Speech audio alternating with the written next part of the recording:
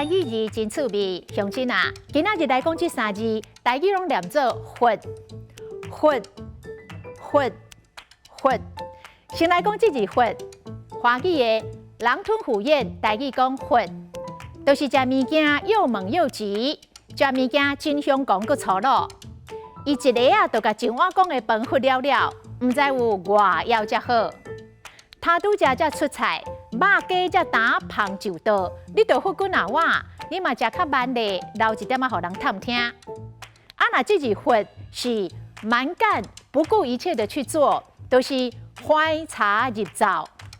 你拢无爱听人的喙，欢茶入灶硬佛，到时阵代志袂收煞，你着要哭无目屎。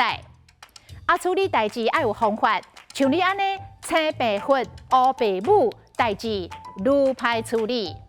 再来忽然，华语是突然、出乎意外，也就是常常无张持。台语歌手陈雷的歌有影无？就唱讲，有人讲看到迄日散步淡水河，身边的迄个人是一个大帅哥。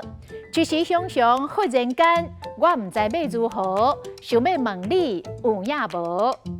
这个华语歌手莫文蔚有一条华语歌，忽然之间，乌天暗地，世界会当忽然啥物拢无。